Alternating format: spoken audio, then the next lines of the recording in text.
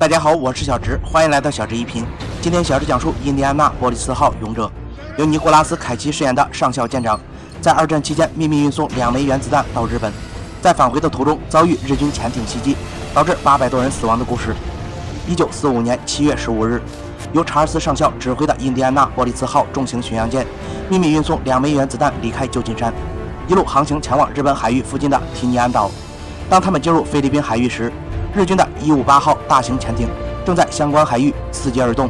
他们发现一艘大型船舶正在前方航行，于是准备发射回天鱼雷。其实这就是一种自杀式武器，鱼雷内乘坐一名士兵，当鱼雷发射后，可操纵整个鱼雷在水中的位置，一旦命中目标就击毁人亡，如果没有命中也会在里边憋死。然而这次他们却找错了目标，那是一艘货船，并且还没有击中。7月26日深夜，印第安纳波利斯号安全抵达提尼安岛，成功将2颗原子弹移交到目的地。本来应该是高兴的，但查尔斯上校却忧心忡忡，因为在返回战场的途中，上级拒绝给他安排任何护航舰艇。30号凌晨，他们再度来到菲律宾海域，海面能见度非常低。查尔斯上校命令在经过这些误区后开始 Z 字形航行。然而此时在不远处的水下，158号潜艇上浮水面，已经注意到美军，他们随即下潜到海里，迅速将鱼雷装填炮口，随即发射2枚。在印第安纳波利斯号上，美军士兵们毫无战争思维，赌博的赌博，玩的玩。鱼雷正中舰体的头部，查尔斯上校立刻广播全员进入战备部署。日军舰艇抓住机会又发射了2枚鱼雷过去，这次正中舰体中央部位。军舰内1000多号美军士兵阵脚大乱，开始四散而逃。查尔斯上校来到通讯处询问呼叫救援的情况，船员表示求救信号已经发射出去了。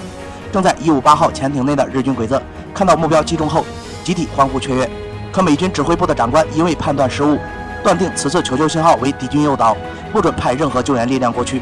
由于舰体从中间折断，现在开始下沉海里，不少美军士兵直接跳入海中避难，而查尔斯上校则来到甲板上指挥船员撤离军舰，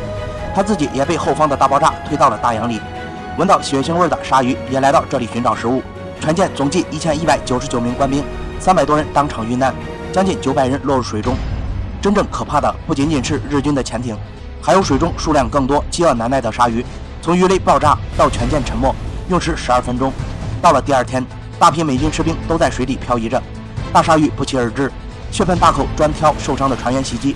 而伤口渗出的鲜血又引来更多的鲨鱼。在经历了5天的风吹日晒后，士兵们饱受伤痛与精神多重压力折磨，将近900人的跳海船员只剩下300多人了。就在大家绝望的时候，一架美军侦察机来到上空巡逻，恰好看到了他们的存在。就这样，查尔斯上校连同其他300多船员一起被救回了美军基地。2个月后，日军全面投降。远在白宫的美国总统得知此事后大为震惊。为了掩盖此事件的恶劣影响，他们决定找一个替罪羔羊，那就是查尔斯上校。在军事法庭上，他被指控指挥不力，没有按照正常的行军部署躲避袭击，并且在遭受袭击后没有及时下令弃舰，从而导致800多人遇难。但在现场，当时日军潜艇指挥官的证词却指出，查尔斯上校无论当时怎样操作都逃不过这些鱼雷。法庭最终宣判查尔斯无罪，但他的指挥出现错误。此事过后，查尔斯上校军旅生涯被终结，他也因为饱含冤屈开枪自尽了。直到1990年，一名大学生在研究起这件案件4年后，发现了其中的秘密。原来美军高层始终知道印第安纳波利斯号所面临的危险，而且3个海军单位都收到了他们的求救信号，最终都被他们忽视了。美国民众一片哗然。在2000年春天，美国众议院决议为查尔斯上校平反昭雪。好了，本期故事已经完结，喜欢的朋友请多多点赞转发，多谢关注，下期见。